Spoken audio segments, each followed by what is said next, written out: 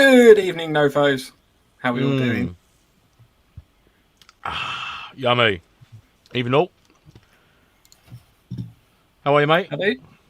All right? Yeah, good. I say that's a lovely background you've got there. Thank you very much. I picked up the flag from yourself finally because I actually got to see you at an event. I know, which exactly. is lovely, I know. Yes, which it's very long overdue. That was.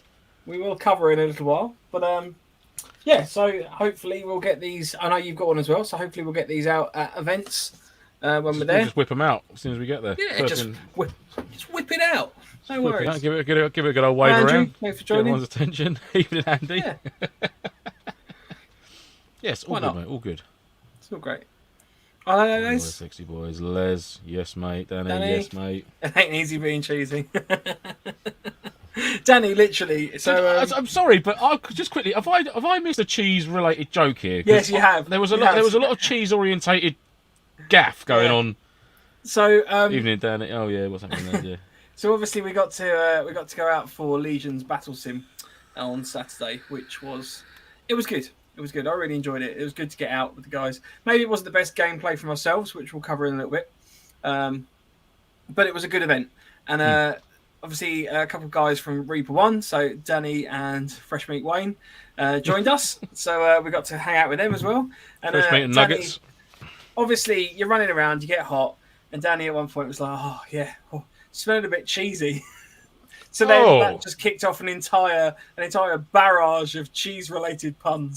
Lovely. To the point of I'm now going to call Danny Fondue. So, was there a particular part of Danny which was emanating a cheese whiff, or was it just Dan in general? I think it was just the plate carrier. Danny, by all means, chip in if you want me to shut up. I wasn't sure if it was a scratch of the crotch and then. Oh. No. This was nothing that untoward. Right. Okay. That's right. Danny's given us 3 smiley faces, so I'm guessing fine. That means Hi, whatever Terry. we've just said is absolutely true. Then. Yeah, no worries at all. Hi Harry. Hi Fresh Meat. Hi Sherwood. Sherwood, by the way, loving the photo on Instagram. Good shout, mate. Oh, I'm loving that cummerbund as well. The Krydex one. That was wicked. I did ask Sherwood, I did ask a question on that, mate. If those M4 mag pouches are integrated into the cummerbund, or whether you've added them on after, because it looked proper slick, didn't it? It looked really, really nice. So I didn't get a chance to check back if you got back to me or not, mate. So if you could shed some light. James. Evening, Nick. Evening, Rage. Hello, mate. Yeah. All good. James. I need to send Rage a picture of some information after the episode. If you could remind me, please. I will remind you to send pictures to Rage of your information. I think Sherwood's just replied to you on the old Insta. Oh, lovely. Oh yes, Nick. Good stuff. So I've now got the Nofo flag off of Lance. So this will be appearing at some events that we go to from now on to try and help people find us, really. Absolutely. Mike's me there, giving it a good old wave about. Yeah, because you turn up to all these events, you dress in camouflage and the like, and you kind of just blend in, don't you? So a lovely flag. Or as my son would say when he was 3 years old, a slag, because he couldn't pronounce his F. So I remember a story. We went to Windsor Castle once. It's appropriate even still. So it is, yes. Well, it was at Windsor Castle, and I remember my son saying, "Oh, Daddy, look at all the slags on top of the castle." I was like, Oh, very good. Oh, right. So I have lost the show doc. Literally having just started. Airsoft news and purchases. So it was my birthday. Yes, come on, birthday boy. Yes, it was my birthday on Friday. So I've only really got 2 airsoft related things. The rest of it was all thank you. The rest of it was actually, weirdly enough, it was all kind of electrics related. So I got a soldering iron and some other bits and pieces like that. Just because I'm planning to make like an airsoft bomb. So having had the chat with Harry Badger. Oh, here we go. I'll take it you didn't get new internet for your birthday. No, we are in talks with Virgin at the moment about trialing a better internet package. Good. I'm glad you've got the big knobs around the table. You've got to yank the iron out of the fire. Well, it says I don't want to commit to paying an absolute fortune if it's not going to improve it. I don't really know what the problem is that's causing it. No, so when we had Harry on the show, we were obviously talking about making things and the like, and I kind of got all inspired to make an actual case-like device that you have to defuse.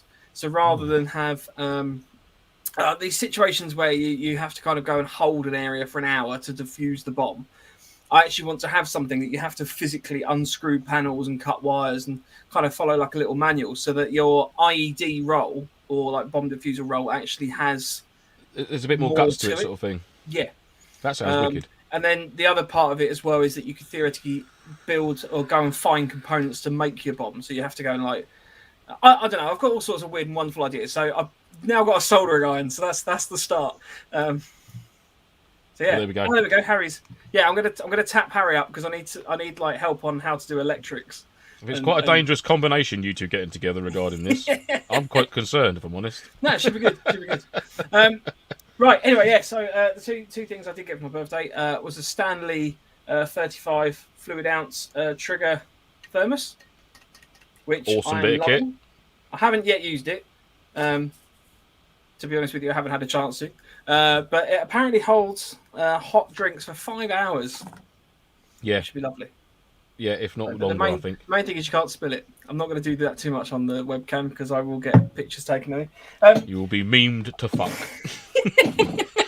The other thing I got was the Brandit teddy bear fleece in Woodland DPM, and I'm absolutely loving this. I wore it out to the event on Saturday just in the morning when it was a bit nippy. Oh, it's very lovely and warm. Yeah, I must admit, it's very jealous of that. That's a nice little bit of kit, that is. So, yeah, that was off military first, I think, if anyone's interested. Very nice too. Very nice too. And what's that called? A teddy bear hoodie, is it, or a teddy bear jacket? It's a. I will find the link while we're talking. Yeah. If anyone's interested, but yeah, I can recommend it. I'm always a little bit unsure about buying clothing from stores online, just merely because of the faff. Like, you can return them and stuff, but it's just the faff of not really knowing what you're buying. But I highly recommend that as like a nice deep pile fleece with the intention that when we're sort of on stag or back at the fob and you just want something just warm to just chuck on, that's my plan basically. So nice. It's not space efficient in any way. It is a big warm fleece, but when you're cold, it should be good. So lovely. Well, if you just go, I won't bother getting one. I'll just come to you for cuddles. Yeah, just cuddle me. I mean, it feels nice as well. So yeah, lovely. Maybe what, cuddles or the fleece? Other than that, it's good. Please don't make that noise again. Please stop. Right, so let's roll on to our event on Saturday. Do you want to give a bit of a lowdown as to where and what? Yeah, so we went finally got back to Longmoor UTC with the wonderful Legion Airsoft with Big Mike. So that was nice to get back there again. It was nice for the team to link up. I think there was 9 of us all got together. Couldn't quite believe it. There was actually 9 of us managed to get out, and we hadn't been together for such a long time. I mean, we've done 2 or 3 of us have done an event there, 1 or 2 there. You guys were at AI 500, and it was nice to just get sort of like a big bulk of us back together again. Bit rusty, if I'm honest. Yeah. Which was unfortunate. But did it spoil anything for me? No, not at all. Still had a great day. Still good.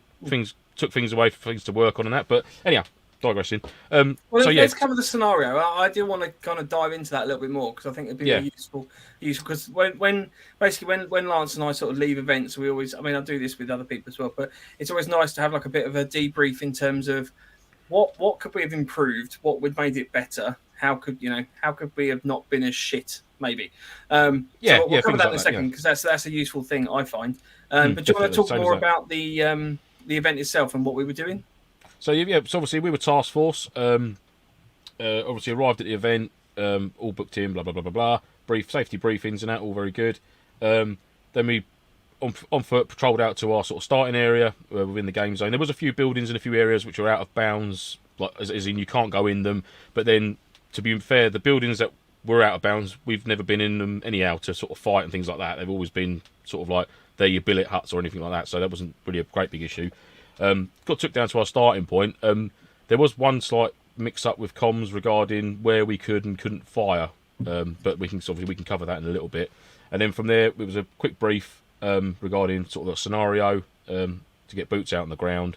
Our first tasking was to take and secure 2 numbered buildings, of which were buildings 11 and 12, which is going to be our hard fob for regen purposes, getting your kit.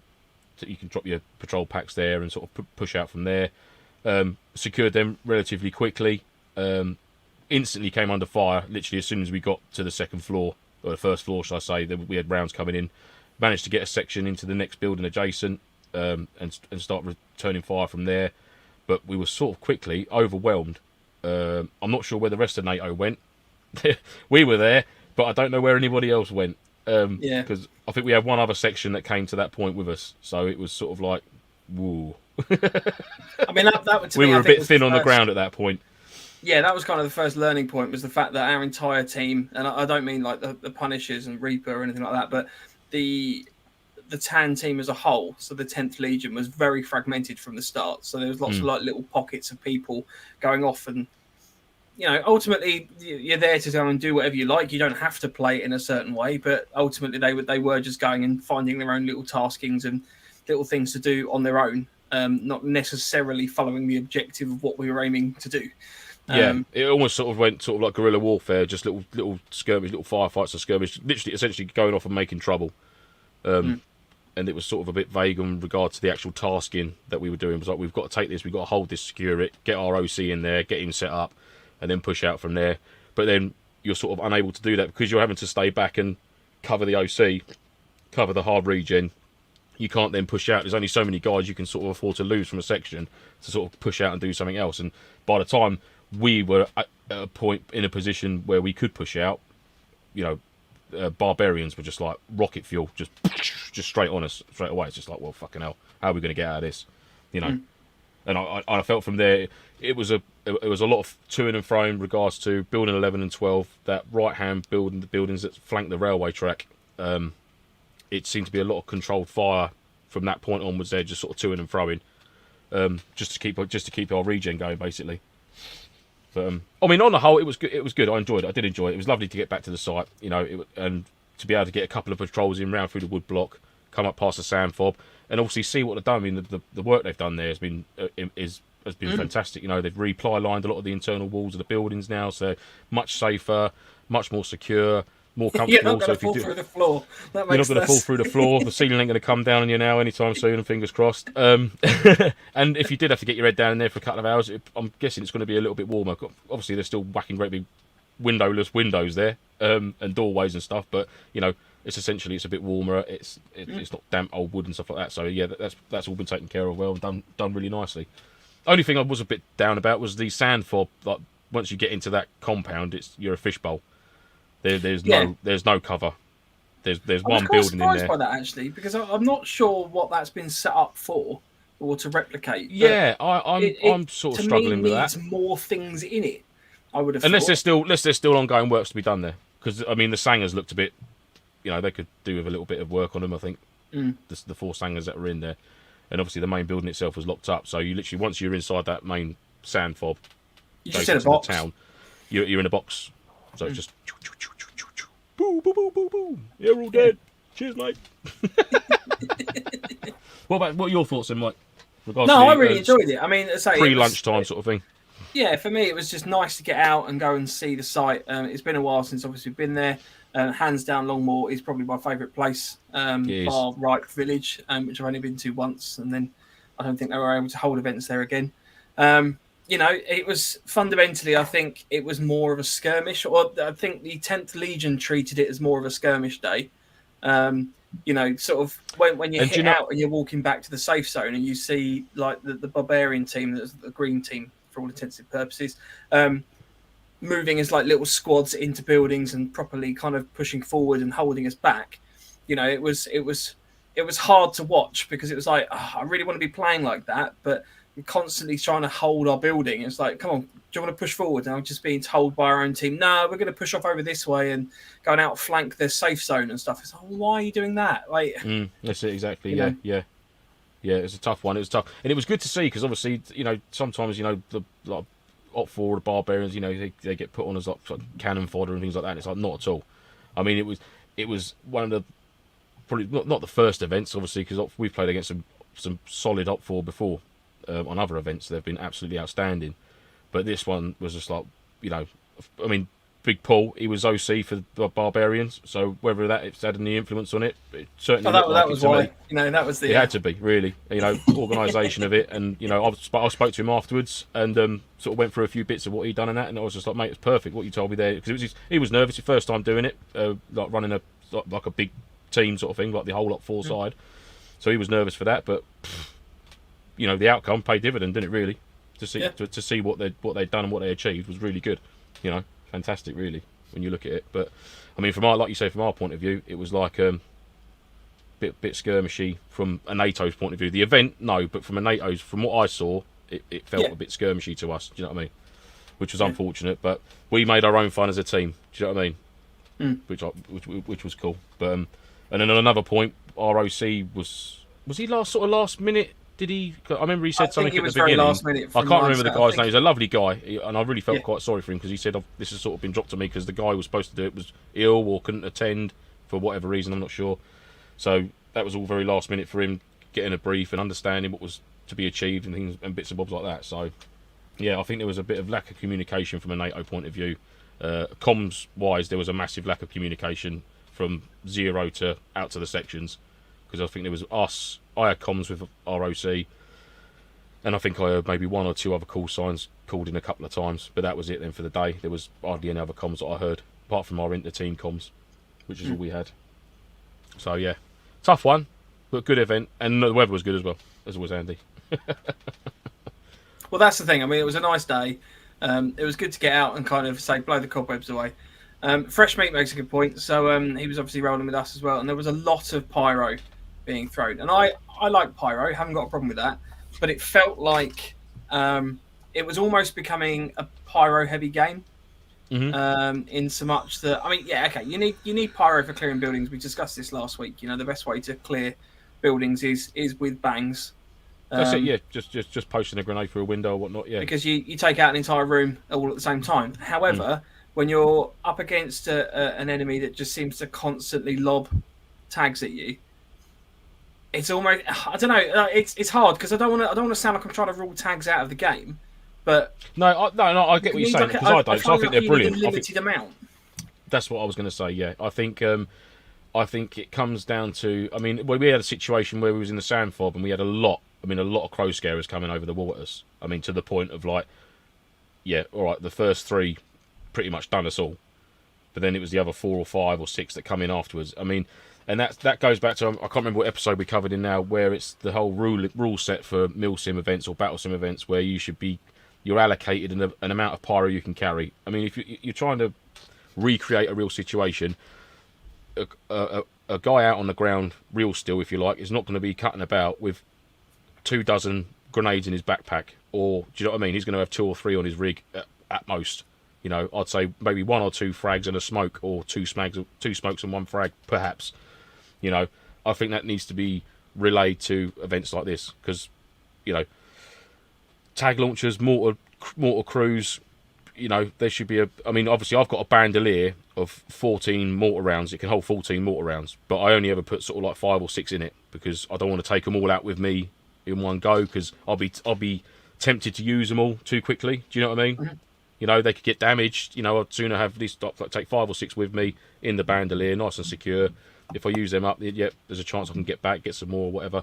But I think out on the ground, I think there needs to be a limit to how much a person can physically carry to sort of keep it in realism, if you like. I mean, do you know what I mean?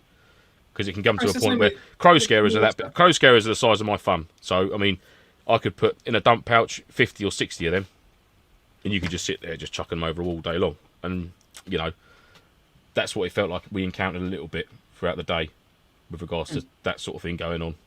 When I had 2 smokes, and I had 2 smokes, and I had 3 of the TLFSX Mark 5 flashbangs. So that's all I took out. I mean, to be fair, that's all I had to use for the day. Was my 2 smokes and 3 bangs, plus half a dozen mortars, and that was me. That was my pyro use for the day. I've still got my 2 crates now with bits and bobs in for this coming weekend. So yeah, but I think there does need to be a limit on what people can carry as an individual. You know, if you're a mortar team, then yeah, maybe sort of like half a dozen mortar rounds, perhaps. Again, thinking about the sizing. Ultimately, you know, I would say allocate if you've got a mortar unit or whatever like that. So sort of 3 people, for example, each of them are allocated sort of like 4 or 5, and then it makes the whole. You're a team. You're sticking with that more practical. Yeah. You know, it just makes it. It just seems more logical, really. Whereas if you've literally got, you know, one person running around with, like, you know, 50, 60. It's just ridiculous. I mean, I don't know how many tags were actually used. I'm obviously just speaking from the experience of constantly being blown up by tag rounds for the weekend. I mean, Nick makes a good point there. 3 pyro per person should be enough. If you have say 8 in a section, it equates to 24 bits of pyro, if you like, whether that's a combination of smokes, Mark 5s and tags, or Mark 9s, or whatever they would be. But yeah, I certainly think there needs to be a bit more brought in on regards to not so much the use of pyro, but the amount of pyro you can carry. Now, whether people choose to adhere to those rules and how that would be policed, I don't know. It probably can't be, but you know, it's a big game of honesty, isn't it? You know, if you're gonna cut out, so well, I'm taking 10 Mark 5s out of me when the rules clearly say you can take 3. So, you know, it depends if people listen to it or not. I don't know. Yeah. I'd like to think from a Milsim point of view they would do, because you know, for that event. Well, it's the same with ammo, isn't it? Yeah, exactly that. You know, I mean, people are restricted to limited ammunition on a lot of these events. So, yeah, Nick asked, how did the mortars go? So I didn't actually use mine in the end. I took it out with us on the basis that it might be useful. But because to me, we were just constantly fighting buildings effectively, the mortars are almost useless. Yeah. I don't know how you found yours, because you were dropping a few. Yeah, I dropped 3 or 4 from the rear of our building when we was trying to push to the Afghan compound up over trees. Unfortunately, I couldn't get a spotter up far enough to see if they were falling correctly or not, so I just sort of did a 3 or 4 sort of arc to my front from sort of like 11 to 1 and just sort of did a field that way. But they were getting great range, you know, no failures or anything like that. So, you know, again, mortar rounds I picked up, the TLS FX ones, pretty much the only ones you can get. And they were fantastic, really, really good. I used it there, and then I used it when we were in the sand fob. I put a couple of rounds back over past the down helicopter, because we had some Op 4 coming in from the tree line there. Again, we're behind a 14-foot block wall, so I can't see the fall of the rounds. And we were taking a lot of fire then, so I couldn't get a guy up in the Sanger to look for me, because he would have had his head popped. So it's just like, yeah, they were there when we came in about 10 seconds ago, so boop, boop, we did that. Yeah. So yeah, that's good. It's good fun. It's good fun. You know, is it accurate as a tag launcher? No, of course it's not. You know, it's going straight up in the air. You know, the wind gets hold of it. You know, a crow could potentially grab it on the way through and fly off of it. You don't know anything could happen with it. You say that though. It's an area of effect weapon, isn't it? It will land in a general area of where you sort of want it to go. It will go. That's what the mortars are for. They're effectively indirect fire. Exactly. But I mean, if you were attacking the patrol base, you know, because it is a big empty box, if you can lob a few of those in, the old sand style fort for that worked really well, because you know you've got pyro coming in, you've got people having to sort of keep their heads up, not a swivel, to make sure you don't get caught out by them. But when you're attacking buildings, mortars have no effect on a building, because obviously they would do in a real life situation, but within airsoft, it would just land on the roof, go bang, and then that's it. You know. It depends. I mean, obviously, I was using a mortar tube as a mortar tube. You know what I mean? There's the other one which is shoulder mounted, which I'm guessing you could probably get some more accuracy on it, perhaps. No, that was banned at this event. It was all the TLS FX mortars and all of that were all 45 degrees mounted on the floor. Oh, really? Yep. Oh, okay. Yeah, so there was a separate briefing for that at the beginning. Ah, right, yeah, because I remember they said anyone with mortars come and see us, and I went to see him. He said, obviously, yeah, it's a 45 degree, blah blah blah. But I didn't know that there was a blanket ban on the older. Yeah, it was all ground based basically. So. Oh, okay, fair enough, cool. Yeah. Nice. I mean, the other thing as well is a lot of the objectives, from what I saw, were all very much building based as well. I mean, there was probably 2 that I knew of, which was very early on, capture the Afghan compound, which, like I said, barbarians were like rockets. They were there already, coming back on us through the railway line, so that didn't happen. And then obviously the battery pack from the helicopter to recover that later on during the day, towards the end of the day. But a lot of the other stuff, from what I could gather, unless the intel wasn't getting fed to us, was all very much building based. I mean, at one point it was moved from where we were to building 1, and then it was moved back, and then it was sort of moved somewhere else, and it was just sort of like, okay. But I mean, it was great. Do you know what the best thing for me was, like, out of the day, was just getting into just start smashing through buildings again. That was really cool. Really enjoyed that. Like I said, a bit rusty, but it was just great fun to see. And a few of our, like Marcus hadn't been to the site before. Did we have any other guys that hadn't been to Longmoor before? Was it just Marcus? I think Wayne's been there before. Not sure. I'm not sure about Phil and Daniel and Reese. I'm not sure if they've been there before or not. But it was, especially seeing Marcus's face, he was like, this site is fucking epic. I was like, yeah, everyone's the same. I believe it was most Paul was telling me it was Mr. Marden's first visit to Longmoor as well, so that's good. And he's got big things to say about it, which was cool. They've done a good little debrief as well on Instagram if anyone's interested. Oh yes. Can you watch that back? Because I missed it last night. I didn't get a notification. I believe so. I was watching it yesterday. So I wasn't on it live, unfortunately, but yeah. In fact, Mike's just jumped on the chat. Actually, he said shoulder-mounted mortars were in use on Task Force Urban Reaper. Was putting his to good use. So fair enough. I was under the impression that they were all ground fed, but I don't know. Maybe I misheard. Yeah, I'd say I didn't hear him say you couldn't use them. I mean, I've always our mortars are set up to be fired from the ground anyhow. Yeah, so, but oh, good, Mike. Is your debrief on your Instagram TV? You can watch it back after. I'll have to check that out because that was where I watched it. Oh right, I'll have to watch that then. I'll have to get a little watch or listen on the way to work later on. All good stuff. Yeah. So genuinely, mate, what about your kit for the day? Yeah, so kit wise, it was fine. I pretty much ran the same thing I did for AI 500 because it was already packed. In that I hadn't unpacked it from the previous event. The only thing I would say that I would have changed up if I was to do it again, I was running the hard lid with the theory that we would be in buildings and obviously close proximity, but it ended up being that we were fighting between buildings. So probably could have just got away with a boonie. My iPro fogged up straight away. I don't know. I need to have another look at iPro again. This was the Edge Tactical eyewear. Had the head stuff on all that, but it's still sort of fogged up. So yeah, need to look at that. I was running my LMG. That was nice to get out and run around with that a little bit. I forgot how heavy it was. So I won't lie, I got home and my arms were particularly aching. It's when you thank God for it's when you thank God for a windowsill, isn't it? You just go, oh. Well, this is the thing. So Marcus actually, the little flip-out bipods, the foregrip where you then push the button and the two legs. Oh, yes. Marcus bung me one of those, and I was amazed. It was absolutely brilliant. I absolutely nailed it on that one. God quality. Yeah, I mean the best bit I would say of my weekend or that event was the assault on the helicopter. So obviously we were sort of pushing forward as a section.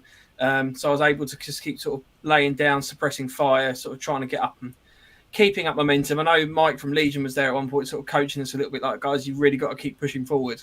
And that for me was probably our downside in that maybe we weren't coordinating as a team as much. We should have been like fire, cover, just keep bounding forward.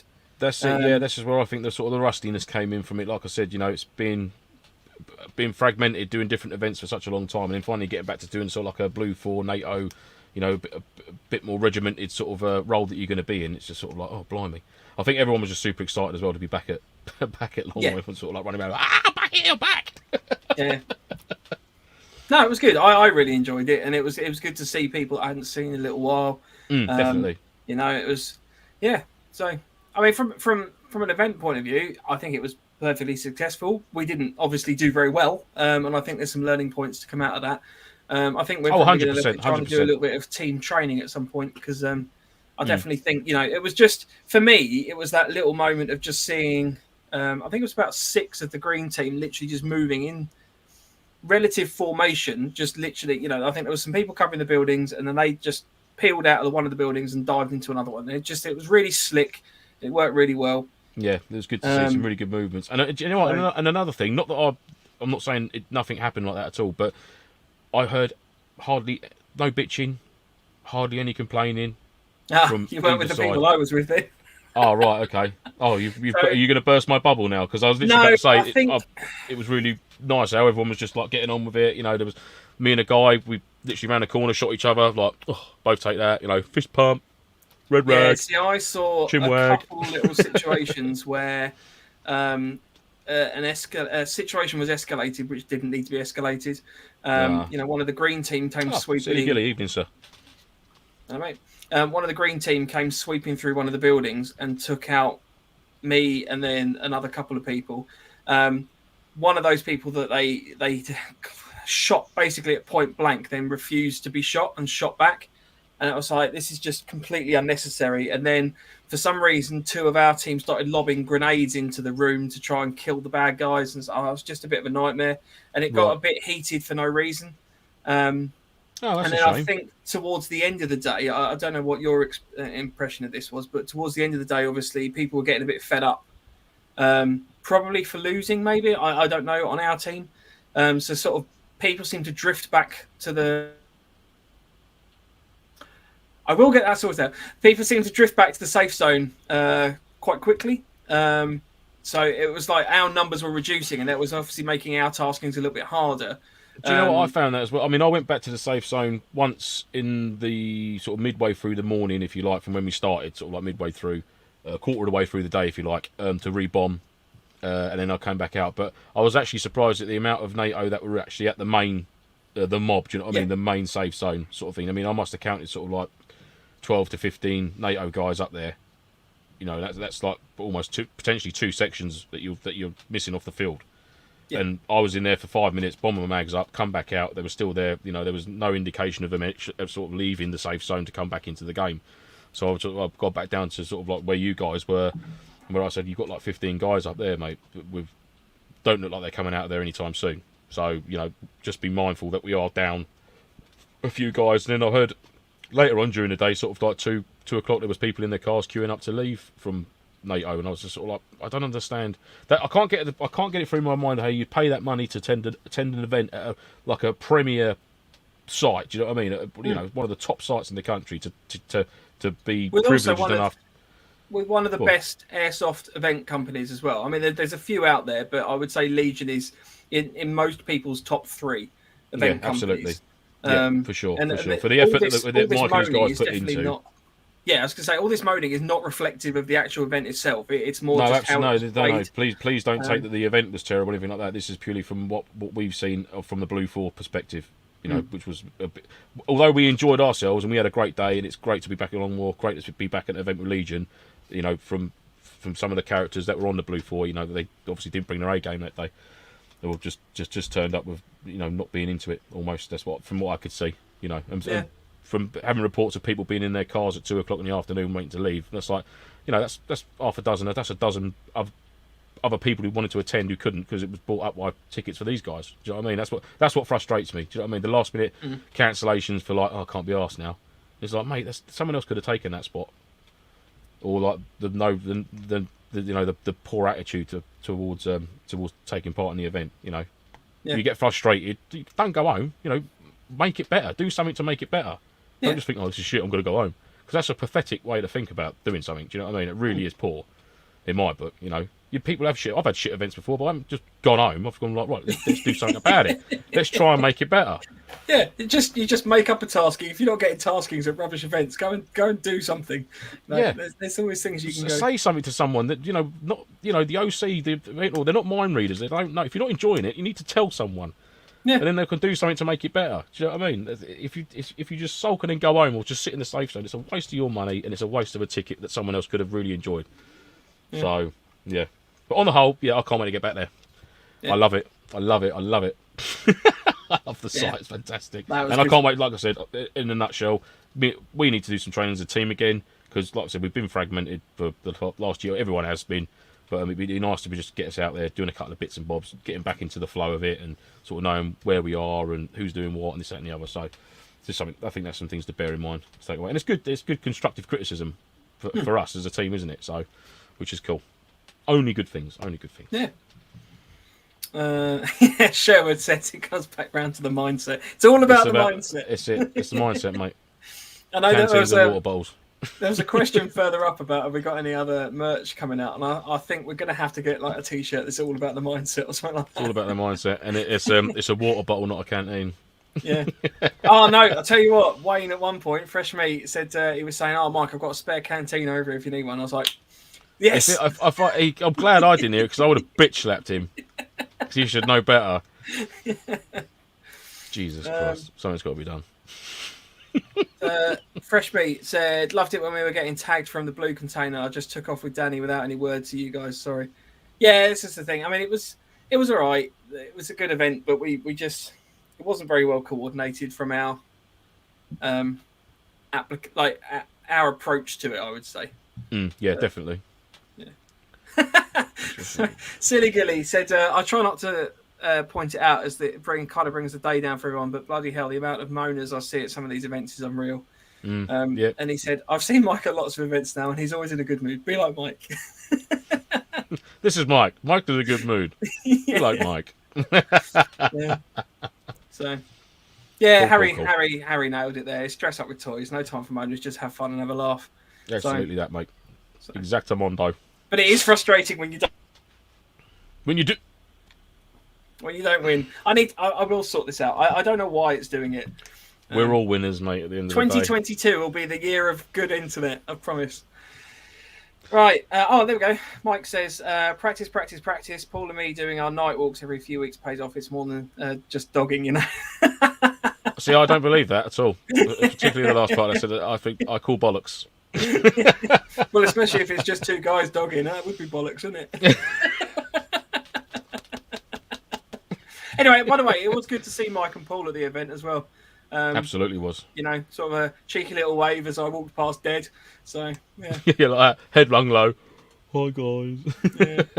Hi, Dimitri. Hope you're all right, mate. Right, okay, so we were going to talk about tonight kit essentials. Yes. So let's run through our little list of kit essentials that you need to do a Milsim. So obviously, for those hardcore Milsimmers, you guys probably already have this all in the bag. But this is for those people that, you know, maybe you've not considered Milsim yet. After 50 episodes of us ranting on about how good it is, maybe this will be the spur that you need to go into it. So, do you want to kick it off with our little list of Milsim essentials? Well, yeah, I mean, so in at number one. In at number one, I mean, your bare minimum. I mean, and this is obviously we've got to exclude here. You're set up for a Milsim, so you're not set up for Milsim. You're set up for a BattleSim skirmish day. So you've got your plate carrier, you've got your fatigues. We're not going down them sorts of roads of like, oh, you need this plate carrier, blah blah blah. No, you've got all that. This is the stuff you need sort of out on the ground, just sort of get you by for the night as a very bare sort of minimum. So I mean, the first thing that I'm going to sort of throw out there is going to be your shelter system. Now, for me, it would be the basher setup. If I had to choose one and it had to be an essential bit of kit, it would be the basher, jungle knots, paracord.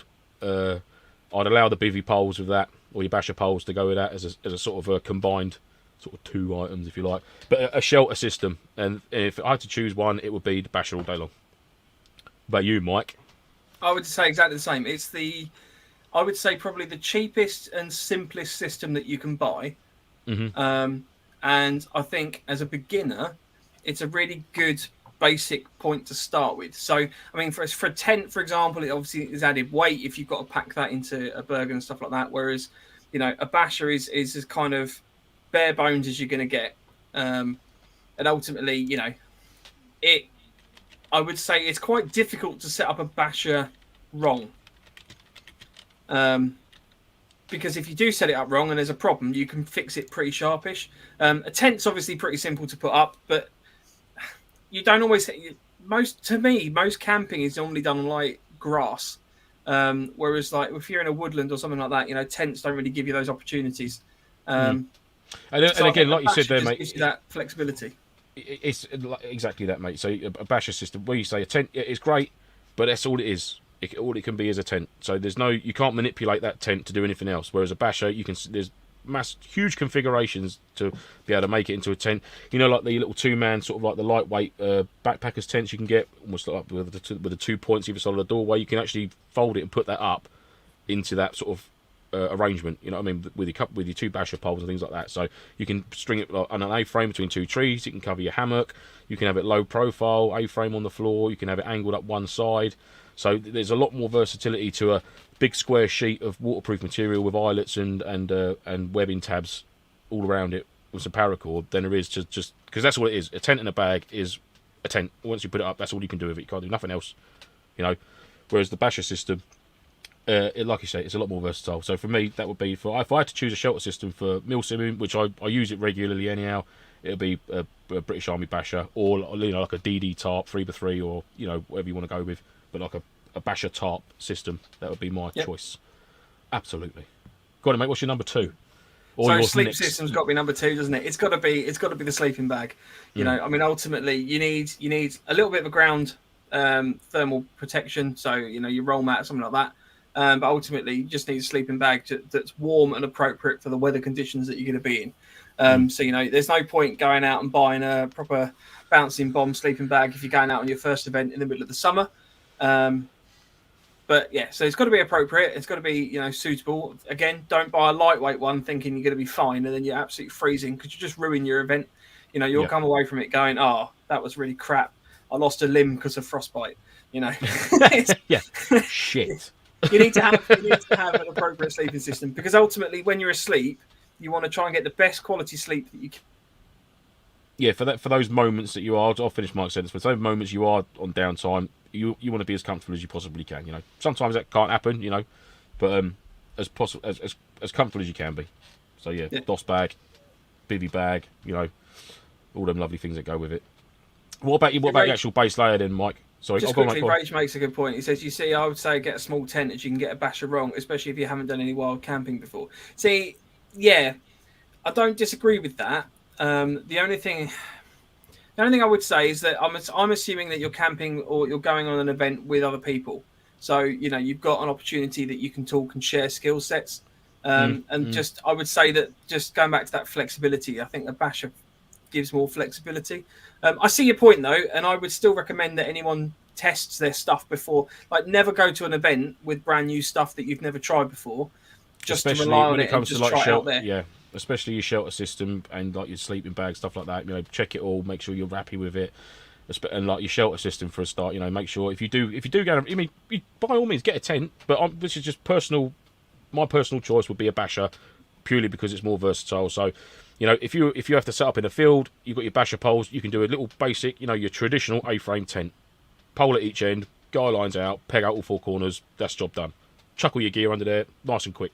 If you're in a wood block and you've got, if you're not using a hammock, even if you're still ground sleeping, ridge line between two trees, chuck the basher over, peg out all four corners.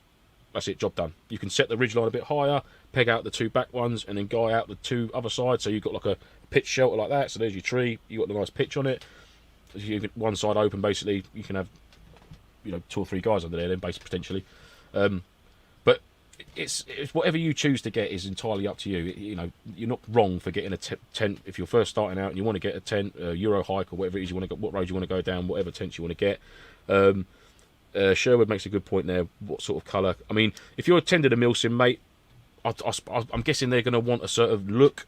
So I'm guessing like you could probably get away with a black or perhaps a dark grey maybe, but I'm sure they're going to be wanting to see sort of OD greens and camos and things like that. Just more for the look, the aesthetics of the event really, rather than turning up with like a hot pink with like fluorescent yellow stripes across it. Do you know what I mean? Just, if you can get one that's sort of OD green. That's not to say maybe you're. That's not to say that's not allowed. You could well be allowed to use that. But I'd sort of tend to stick to the duller colours if you can. Yeah. So moving on to shelter, sleep. I would probably go for like food next. You want to make sure you've got some way of getting like a hot grub, hot drinks. That makes a massive difference. And to be fair with the Milsim, if we're talking Milsim essentials, you can have the little gas cooker or something like that. But I mean, ultimately, there's still a little bit of. I guess that's probably the simplest system that you can use. I mean, the little hexi burners and stuff like that. That's what I would go with. If you're starting out, I'd go solid fuel all day long. See, I'd probably opt for the gas because I think the gas is probably like the simpler system. But it's the time of year as well, isn't it? Because that can be very temperamental in the cold weather, can't it? The gas. Yeah, no, you're right. I found personally, and it comes back to the reliability of it. I mean, it's the same thing with the whole tent basher thing, isn't it? Like jet boil or a hexi stove. Once a jet boil runs out of gas, it's just a. Really I mean, I'm just talking like literally first event. Nice and simple. I mean, but then if it's your very first event, do you want to be forking out £90 to £100 on a jet boil? I didn't say jet boil. I said little gas system. Okay. Because you can get a little gas burner. I think you can get the gas cans. I think they're probably like £10, something like that. And then the gas cooker itself, you're probably talking maybe 15 for a relatively cheap one. Which leads us next week's episode. By the way, we're going to be looking at the costs of Milsims as well. Sort of almost like how much does a Milsim actually cost? Like what do you sort of consider as a budget? So we'll be talking more about that next week. But Trangia is the other one. Ray just hit the nail on the head. I love him. I love it for I take it out of me all the time. My little Trangia over the field. I've got my little cylinder sits on top of it. Boil up my little cup of coffee in the woods. The old dog. The dog don't have one, it's just me. Dog has water. So there we go. He's bad enough without coffee. God, if I gave my dog coffee, I don't think I'd ever see him again. I reckon he'd run the hair off his back. Yeah. There'd just be like a print of my dog like that, just hair. Ooh, gone. Yeah. Yeah, training What about, is wicked.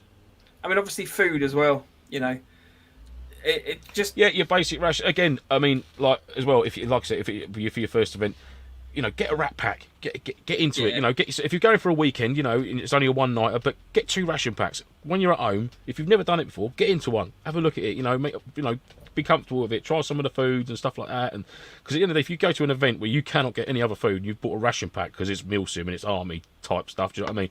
And you think this is fucking horrible. And then you're fucked then because you've got no other food. So make sure you try some stuff beforehand. The millets meals, the Wayfinder, the green and black packaging, chicken tikka and rice, awesome. Can't go wrong with it. Just get 6 of them for 2 days. Breakfast, lunch, and dinner sorted. I mean, personally, I would say that if you're going to go on a Milsim, if you're interested in Milsim, and that's it, Rage. Yeah. It's going to be because you're interested in the army in it. Like it's going to be, you know, we've all got a little bit of a soft spot for the whole, you know, military surplus shop and camouflage. Oh mate, absolutely. That, you know? I don't know if you noticed it because obviously you and Dave. But going back to Longmoor, when we arrived in the morning, because we was like probably 3 or 4 cars back from the main gate, so we was first in there, driving down to the site to get parked up. I mean, there's only a full section of Marines training in the training ground that we have to drive through to get to it. All like just look fucking awesome. There's no other way to describe it. Oh my god, it was incredible to see. Do you know what I mean? All formed up all through the woodland. You see these through the mist. You see shadows, camo, all fucking proper boony. They're all shaped and Bergens on, and just I thought, fucking that's awesome. I didn't dare say anything to him. I was just straight ahead, just driving, just moving my eyes like, oh my god, that's amazing. Yeah. Just getting wanker. That's the thing, innit? I mean, it's that. You know, it's that respect and that kind of interest in it that I think that's part of the reason that people like Milsims. You know, it absolutely has to be a little bit. Yeah, I get it. I mean, I'm a kit whore. Me, I'm just love the kit and the detail and things like that. I love getting right into that. I mean, I could like Terry's ex-army, and I could talk his ears off at every event talking about and like the dual purpose things that weren't intended to be used for this, but it actually works really well for that as well. Do you know what I mean? I love all those little soldier sort of tricks of the trade and things like that. Hearing stories, yeah. I love that. It's brilliant. But to see that when we drove in, I was just like, oh, it's back at Longmoor. There's the lads getting stuck in, and there's just like me driving past some more toy guns. I was like, all right, chaps. Yeah. See, that's so. The point I was trying to make is that if you are new to it, I think just grab yourself a rat pack. Obviously, try them in advance, as we said, but I think it's just that little bit of experience, isn't it? You kind of get to definitely, yeah, absolutely try it, yeah, 100%. So, shelter, food, sleep. That's clearly my order. Rave. Weather gear would be the other one, I would say, to be honest with you. I mean, I've got spare. Yeah, I mean, I try to toss up between waterproofs and sort of spare warm base layer, depending on the time of year or whatnot. Do you know what I mean? I mean, I'd always have a Gore-Tex jacket in my bag, regardless, because it goes right on the top of the Bergen, so I can just grab it if I need it. Blah blah blah. So I'd always have that. But again, it's the time of year dependent. So if we was basing it on this time of year, I'd certainly say, you know, have a softy jacket or a Corinthia or something like that in there, a Whoopee jacket, or Mike's teddy bear hoodie he's got there for his birthday. Something like that. Some wickedly nice, warm, dry layer that you can just get on and go, oh, fuck, it's amazing. Do you know what I mean? Yeah. I'll definitely go down there. And a first aid kit. Yep. Definitely have a first aid. Just a little personal one just for you. You know, you don't get one that's for the fucking everybody. You don't need it. Just sort yourself out. You know what I mean? Just form up your own med tent. The very basics. I mean, if you like your first event, all the marshals there, you're going to have a couple or 2 or 3 that are going to be first aid trained. They're going to have a proper medic kit on site. You know what I mean? For anything worse, you know, you always go to the hospital anyhow. But you know, you cut your finger out in the field. You're not going to stop going, Marshal, help me. You will deal with that yourself. Do you know what I mean? Give it a clean, band, plaster, blah blah, crack on. So things like that. You know, little bits and bobs. You know, paracetamol, ibuprofen. You know what I mean? You know, antihistamines, all that stuff that you need for you. That's what you need to think about. Yeah. But yeah, definitely have a first aid kit in there. Grabbed my nicked my last point. Let's go that way with footwear. I think footwear is obviously important as well. So I mean, I would say if you're going to be playing a lot of skirmishes anyway, you've probably got fairly decent boots. That's always been the way in it. Footwear, Yeah. iPro, don't scrimp on either of them two. Yeah. Good iPro, good footwear, absolutely. So 100%. I would say those are probably like the basics. I mean, on top of that, in terms of extras, what we're going to try and do now is like a little game. So in terms of like the luxury extras, Lance and I are going to take 3 items each from like a draft. So we can't take each other's items. And then what we'll do is we'll have a little poll. I think we can do polls on Spotify. So if anyone wants to vote as to which of the 3 items they would rather have, just whack a little poll, and then we can have a little bit of fun with it, basically. So. Go on then, Lance. What's your first item that you'd like? Your little luxury item that you'd take with you? Ooh, for me, power bank. Yeah. I'd have a power bank, obviously for phone, vape, charging radios if I needed to, and just having that. And of course, now and again, someone else might need it for whatever. My phone's about to die. I need to take a call. Blah blah blah. You know, that's there. So yeah, power bank for me, a good one, good solid one. So I've got here. Or is it downstairs? Downstairs, ready for the weekend, on charge. Go on in, mate. See, I'm gonna take like tea and coffee. I'm gonna like what that kind of like warm drink. That's what I'm gonna have. That's my little luxury. So like tea, coffee, and hot chocolate. Like those. That's little kind of thing, because you don't have to have those necessarily. But I think no, that that's all. makes You a can just go massive with difference. water. But Exactly. yeah, hot bevy, absolutely, 100%. Yeah. Yeah, that's what I would say is like the little luxuries. Just getting your sleeping bags all nice and toasty, and nuggets. Get your sleeping bags all nice and toasty, and you can just have a little drink. It's lovely. Very nice too. Yeah, like that. Luxury item for me. Oh, mate, poo chair. Yes, you love your chair. Evening, Mr. Brewer. Brewer joins just as I bring out the poo chair. Terry's coffee bags, mate. Yes, I must get their Sainsbury's. They are awesome. Coffee, fresh ground coffee in a tea bag. Oh, okay. Do you know what the brand is? I've got them here somewhere. Terry gave me a couple, but Terry's the man. He's got them. Perfect timing as ever. Yes, holy water. Yeah, the poo chair, the fold-out chair. Yeah, that's coming with me if I can. It depends if we've got to go ultra sort of low profile and take the minimal kit. But yeah, if I can afford to. It's coming this weekend to Octo, but then that's because we can afford to take many luxury items to an Octo event, because it stops late afternoon for the next day. So which is cool. Yeah. No, fair dues. I genuinely am struggling now. I pretty much just picked one thing. I'm going to go with. Oh no, this is hard now. Well, I've got another one, which is no, you can't take it yet, because I've got my pick. I don't know what to take. I'm going to take my whoopee. So well, yeah, again, that goes about saying that's not a luxury item for you though. That's a staple. Crud. Okay. Because the little self-heating packs. You know, the ones that you shake. Oh yeah. I've got some of them for this weekend, because I can see it getting a bit chilly. Yeah, so that's that little luxury. Again, you just whack them out, shake them up. Swish. I didn't want to say it. I wasn't going to say it. I was going to say it, but then I thought no, because Rage is there. I'm going to say it. No, see, I don't need that. But the you must need. You've been peddling it for over a year. With a toothbrush, can't I, Rage? Well, this was Rage's argument. Yeah, but I like Swish, and I use Swish, but I also do have a toothbrush that I take with me. But yeah, no. So I'm going to go with the little self-heating packs, because I think gets cold. You shake them up. That's potentially 8 hours of heat that you get out of one of those. They're good at night in your sleeping bag. They're good in your pockets when you're walking around. Job done. Yeah, another one for me, which is courtesy of your brother, put me onto the idea of wanting one, and then my mate Dan got me one for my birthday. Was the old AeroPress, the old portable fresh ground coffee maker. Hang on, you're taking coffee though? No. I said the AeroPress, the actual item. In your AeroPress? Coffee.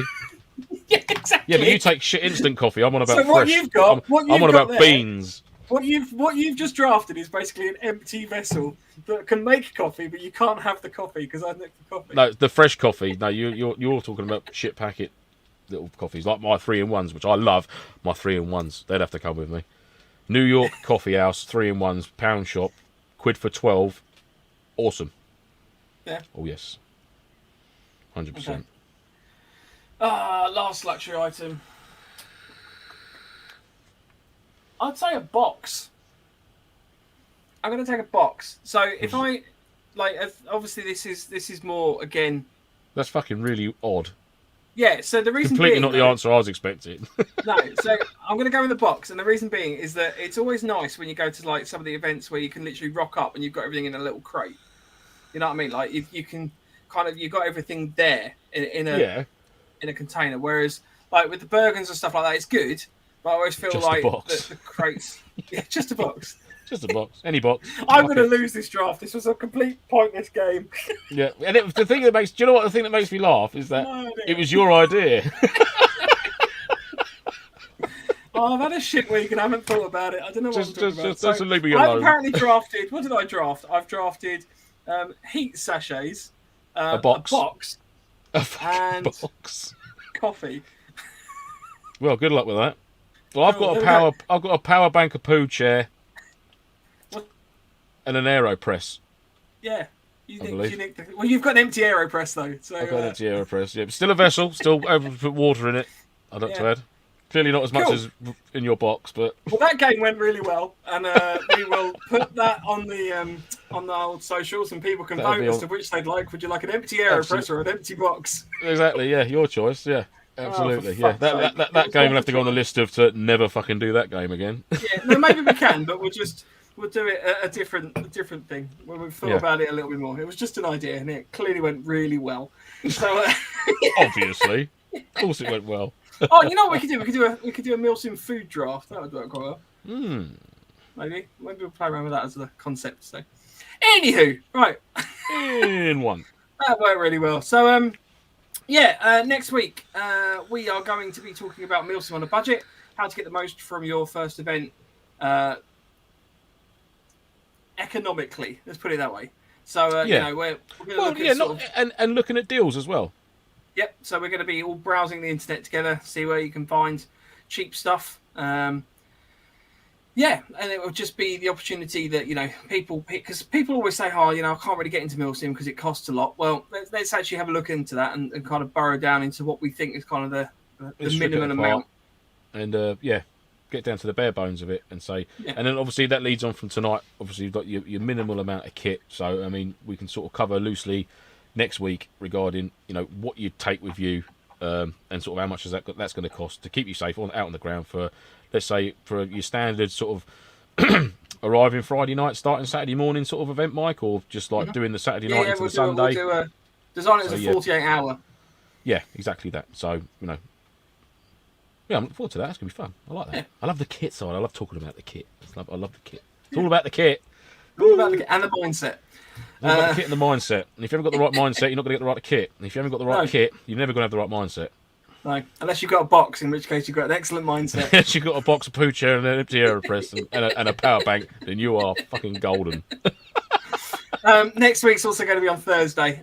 We've unfortunately had to slightly move the episode due to some clashing of events.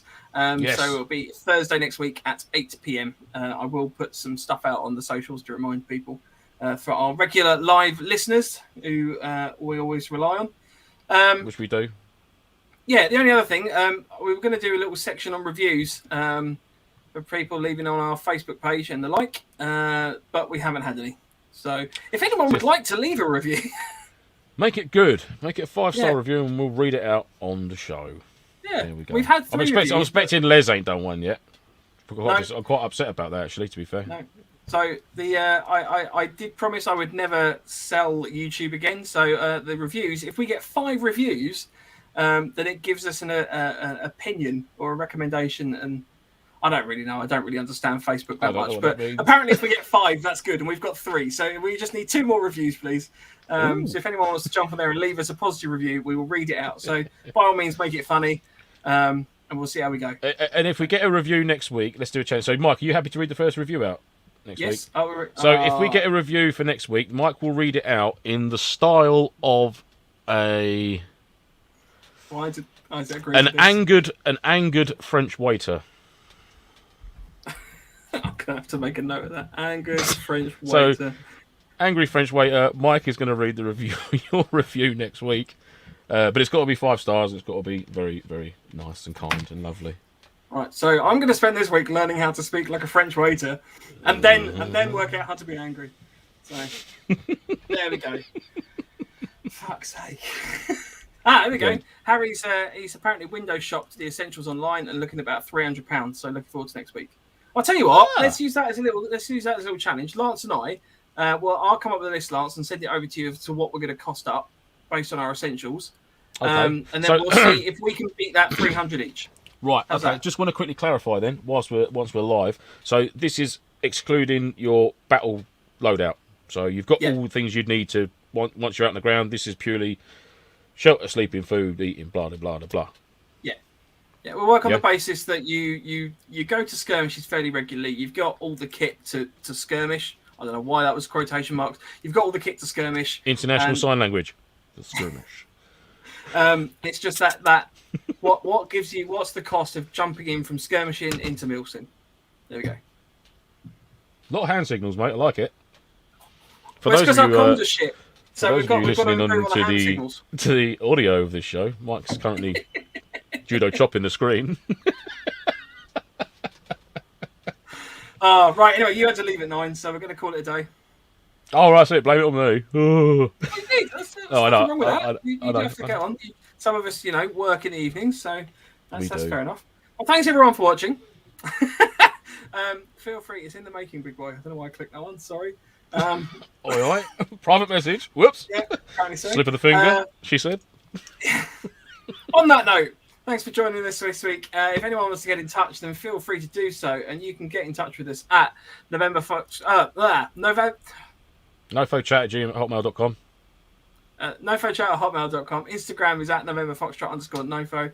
Facebook is November Foxtrot Nofo, and YouTube is www.youtube.com/c/November Foxtrot. Nice. And I will do that next week better. So there we go. Cool.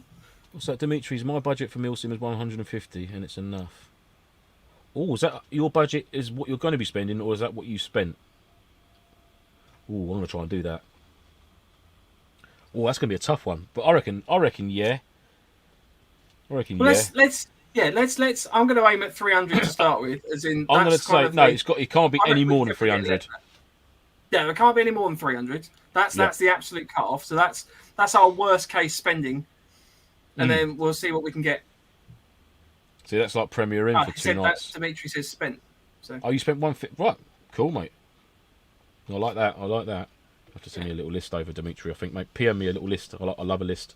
Love a kit list. That's it. You've got to do a kit list. Must do a list. Yes. Actually, our kit list, the November Foxtrot kit list, will also be up and available this weekend as well. So if anybody wants to use that to download that, then feel free to do so. We'll talk about that next week as well. But yeah. Lovely stuff. Cool. Right, Mike's going to see you at the weekends, Lance. Yes, I'm going to be down on Friday, mate. I'm up this Friday, Saturday, and Sunday. So I'll see you on Friday late afternoon. Are you getting there Friday evening, Mike, or are you getting there Saturday morning? I'm going to be there Friday, setting up, a couple of beers. Mark Kettles is getting the meat from the meat man. Woo! Ribs! And then pork chop steaks that you like, Mike. But you won't be there, so you can't have any. I know. I really want to go.